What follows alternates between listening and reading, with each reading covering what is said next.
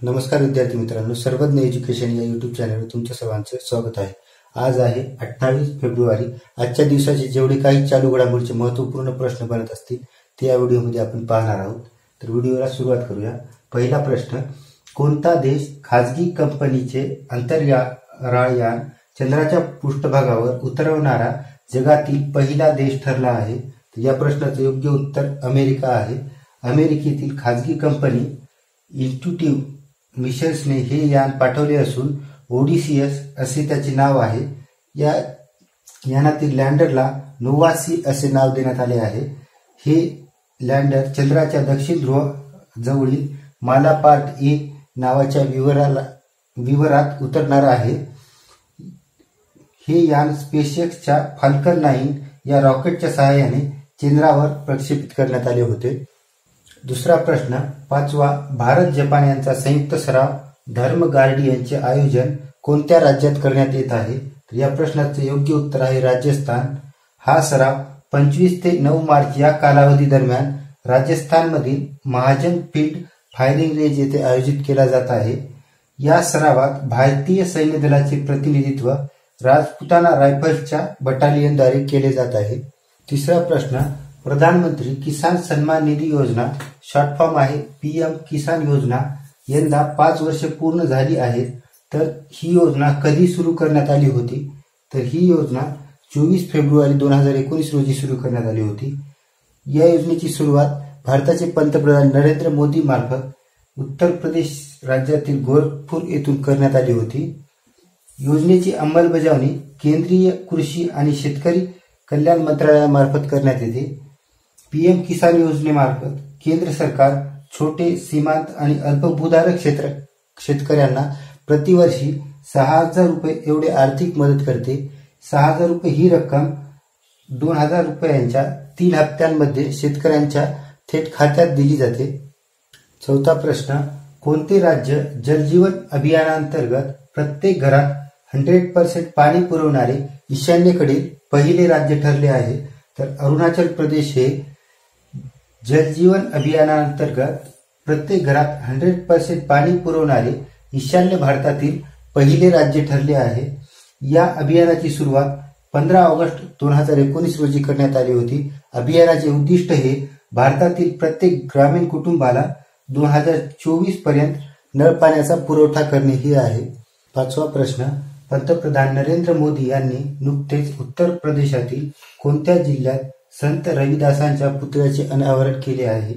तर उत्तर प्रदेशातील वाराणसी या जिल्ह्यात संत रविदासांच्या पुतळ्याचे अनावरण करण्यात आले आहे। संत रविदासांच्या 647व्या जयंती सोहळ्यानिमित्त या पुतळ्याचे अनावरण करण्यात आले। पुतळ्याची किंवा मूर्तीची उंची ही 25 फूट एवढी आहे। अलीकडे स्थापन झालेले स्टॅच्यू आणि त्या कोणत्या राज्यात आहेत यावर एक नजर टाकूया। स्टॅच्यू ऑफ युनिटी हा सरदार पटेल यांचा गुजरातमध्ये आहे। स्टॅच्यू ऑफ नॉलेज हा डॉक्टर बी.आर. आंबेडकर यांचा महाराष्ट्रातील लातूर या शहरामध्ये आहे।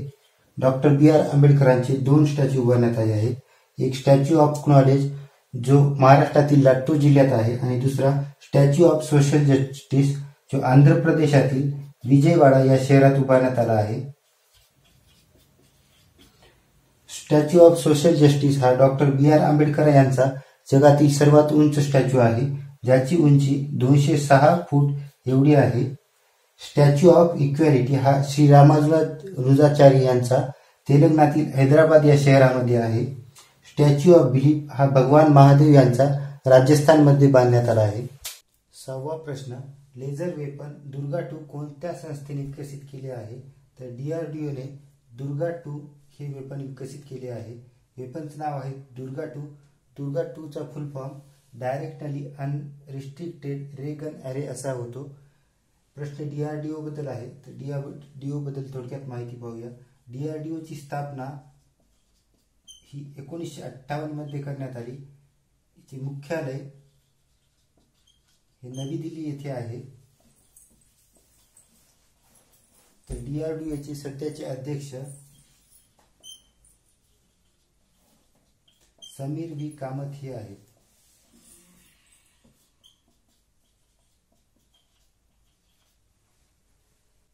7वा प्रश्न, बहुराष्ट्रीय लष्करी सराव शांती प्रयासचे आयोजन कोठे करण्यात येत आहे? तर नेपाळची राजधानी काठमांडू येथे शांती प्रयास या लष्करी सरावाचे आयोजन करण्यात येत आहे. भारत, पाकिस्तान, बांगलादेश, नेपाळ, श्रीलंका यांसारख्या 19 देशांचा समावेश या सरावामध्ये होतो. भारत आणि इतर देशांसोबत होणारे काही महत्त्वपूर्ण सराव त्यांवर एक नजर टाकूया. कुरुक्षेत्र हा सराव भारत आणि सिंगापूर दरम्यान होतो.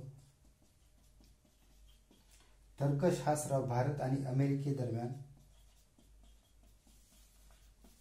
कोंकण शक्ती हा सराव भारत आणि UK या 2 देशांमध्ये होतो. तर मालाबार हा बहुराष्ट्रीय सराव आहे. यांमध्ये भारत, अमेरिका, जपान आणि ऑस्ट्रेलिया अशा एकूण 4 देशांचा समावेश होतो. 8वा प्रश्न, 11व्या आंतरराष्ट्रीय कठपुतली महोत्सवाचे आयोजन कोठे करण्यात आले? तर चंदीगडमध्ये 11व्या आंतरराष्ट्रीय कठपुतली महोत्सवाचे आयोजन करण्यात आले. भारतामध्ये आयोजित केले जाणारे इतर महोत्सव पाहूया. ज्योतिर्गमय महोत्सव हा नवी दिल्ली येथे आयोजित केला जातो.